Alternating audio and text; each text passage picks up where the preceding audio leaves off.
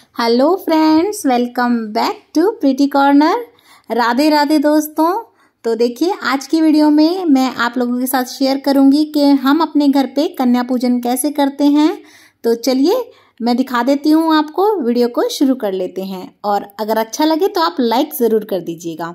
तो देखिए, सबसे पहले सुबह उठ करके सबसे पहले जो भी मैंने जैसे आपको बताया था आपके पाठ वगैरह रहते हो उन्हें आप पहले तो पूर्ण कर लीजिएगा, जो हम दुर्गा सप्तशती के पाठ चलाते हैं अपने। और उसके बाद ये मेरा सारा खाना तैयार हो चुका था। तो यहाँ पर हमने ये करसी वगैरह करके इस तरीके से माता रानी को भोग लगा दिया था और आरती वगैरह कर ली थी। उसके बाद हमने इस तरीके से अपने घर पर कन्याएं बुला ली थी। तो आप भी जब कन्याएं जिमाएं तो हो सके तो 2 से 9 साल की उम्र तक की कन्याओं को ही बुलाइएगा। और मैं 9 कन्याएं बिठाती हूँ और साथ में 1 लांगुर बिठाती हूँ, यानी कि बजरंग बली का स्वरूप। तो हमने 9 कन्याएं बुला ली थी और 1 हमारे जो है लांगुर हो गए थे। लेकिन जैसे कई बार एक्स्ट्रा कन्याएं आ जाती हैं, 1-2 हमारे घर भी आ गई थी, तो हम उन्हें वापस नहीं भेजते हैं। ये भी मुझे लगता है गलत होता है माता रानी को अपने घर के द्वार से वापस भेजना। तो हम उन्हें भी बिठा लेते हैं। बाकी अगर गिन के बुलानी हो तो कम से कम आप 5 कन्या, 7 कन्या, 9 कन्या तो जरूर बिठाएं। तो देखिए, मैंने सबके पैर धो दिए थे। इस तरीके से हम लोग अपने घर में जब भी कन्याएं आती हैं तो सबसे पहले उनके पैर धोते हैं। मैं अपनी चुन्नी के पल्ले से गंगा जल मिला के पानी में उस तरीके से उनके पैर धो देती हूँ। और उसके बाद हमने सभी कन्याओं को तिलक कर दिया था और तिलक में हमने यहाँ पे जो है थोड़े से चावल भी लगाए थे। और उसके बाद ना कन्याओं के हम हाथ में कलावा बांध देते हैं। और आप चाहें तो नया कलावा ले सकते हैं, या फिर जो हम हमारे अगर आप घट स्थापना आज के दिन ही खोल के खा लेते हैं तो जो उसके ऊपर आप कलावा बांधते हैं ना, आप वो वाला कलावा भी यूज कर सकते हैं। तो देखिए, क्योंकि हम तो वो वाला जो है भेंट है वो हम किसी मंदिर में ही चढ़ा के आएंगे, तो मैं इस तरीके से ये दूसरा कलावा ले लेती हूँ। और अच्छे से जहां भी आप कन्याओं को बिठाएंगे वहां पे अच्छे से पहले साफ सफाई कर लें, झाड़ू पोछा वगैरह। और उसके बाद कोई आसन बिछा लें कन्याओं के लिए। और उसके बाद जो है उन्हें खाना परोसिएगा।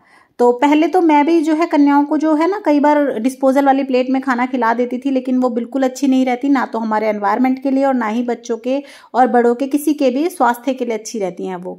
तो अगर हो सके तो आप कन्याओं को या तो पत्तल में खाना खिलाइएगा, या फिर जैसे बच्चे कन्याएं लेके ही आती हैं अपने बर्तन, तो आप उन्हें कह दीजिएगा वो खिला सकते हैं। नहीं तो देखिए, जो ये डोने आते हैं ना इस तरीके के, आप ये ले सकते हैं। लेकिन वो जो डिस्पोजल वाले आते हैं ना, वो थर्माकोल की प्लेट, वो बिल्कुल भी मत लीजिएगा, वो बिल्कुल अच्छी नहीं रहती हैं। तो ये देखिए, इस तरीके से हमने उनको सारा खाना परोस दिया था।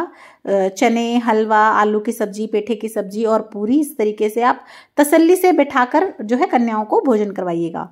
और देखिए, जैसे मैंने आपको बताया था, अष्टमी वाले दिन माता रानी को गोले का प्रसाद जरूर से लगाइएगा आप। नारियल का भोग बहुत प्रसन्न होती है माता, तो हम एक अलग से नारियल लाते हैं अष्टमी वाले दिन, उसे खोल के पहले माता रानी को उसका भोग लगाते हैं और उसके बाद कन्याओं को देते हैं। और उसके बाद ये जो हमारा भोग है नारियल का, वही हम सब लोग खाएंगे।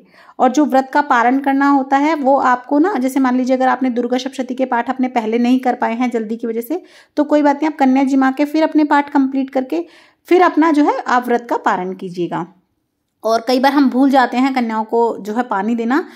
तो ऐसा कहा जाता है कि जब भी आप किसी को जिमाएं तो पानी जरूर पिलाएं। और ऐसा जैसे मेरी मम्मी हमेशा कहती थी कि जब भी आप व्रत खोलते हैं या कहीं पे जीमते हैं या जिमाते हैं ना, तो अगर पानी नहीं देते या नहीं पीते ना, तो वो राक्षस भोजन हो जाता है। तो आप इस तरीके से ना पानी जरूर दें।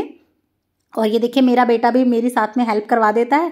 और आप भी अपने बच्चों को जरूर से शामिल कीजिए करिए इस तरीके के, जब आप पाठ पूजा का कुछ करें तो आप अपने बच्चों को जरूर वहां बुलाया कीजिए। ऐसा ना हो कि भाई बच्चे अपने लगे हुए गैजेट वगैरह में, कंप्यूटर लैपटॉप में, उन्हें भी पता होना चाहिए कौन सा कब तीज त्योहार आता है, किस पे क्या किया जाता है। इसी तरीके से हम लोग हमारे जो जितने भी तीज त्योहार होते हैं, हमारी परंपराएं हैं, उन्हें आगे बढ़ा सकते हैं और उनके बारे में अपने बच्चों को नॉलेज दे सकते हैं। और उसके बाद जब आपकी कन्याएं भरपेट खाना खा लें, जब बिल्कुल संतुष्ट हो जाए, उसके बाद हम उनको ये कुछ दक्षिणा दे देंगे। तो हमने दक्षिणा दे दी थी इस तरीके से। और ये देखिए, ऐसा कहते हैं जब कन्याएं जिमाएं ना तो आप एक केला जरूर दें उन्हें, क्योंकि ऐसा कहते हैं जैसे वैष्णो देवी में जब आप यात्रा करके आते हैं और अगर भैरव जी पे आप चढ़ाई नहीं करते तो वो यात्रा सफल नहीं होती। तो इसी तरीके से माता रानी के साथ आप लांगुर का भोग जरूर लगाएं। तो केले बहुत पसंद होते हैं बजरंग बली को, तो इस तरीके से आप केले जरूर दें। और हो सके तो साथ में कुछ छोटा मोटा बच्चों के लिए गिफ्ट जरूर दें। उससे देखिएगा आप बच्चों के फेस पे ना एक अलग से स्माइल आती है, बहुत खुश हो जाती हैं कंजकाएं। तो आप हेयर बैंड, पर्स या छोटी मोटी चूड़ियां वगैरह कुछ भी दे सकते हैं, पेंसिल बॉक्स, टिफिन बॉक्स। तो इस तरीके से मैं हर बार कुछ ना कुछ अलग अलग देती रहती हूँ। और ये देखिए, ये जो एक लड़का था उसके लिए हमने लांगुर के लिए ये एक कॉपी, पेंसिल, इरेजर, शार्पनर वगैरह का इस तरीके से एक सेट बना दिया था, ये दे दिया है। और इसके बाद हम लोग जो है सब जो मिलकर इन सब कन्याओं के जो है पैर छू लेते हैं, इनसे आशीर्वाद लेते हैं। तो इसी तरीके से हम बहुत ही सिंपल और साधारण तरीके से करते हैं हमारे घर पर कन्या पूजन। तो आपको वीडियो कैसी लगी प्लीज मुझे जरूर बताइएगा कमेंट बॉक्स में। और अगर आपको वीडियो अच्छी लगी हो, ये मेरा छोटा सा ब्लॉग अच्छा लगा हो, तो लाइक, शेयर और सब्सक्राइब करना बिल्कुल ना भूलें। देखने के लिए बहुत बहुत धन्यवाद। जय माता दी।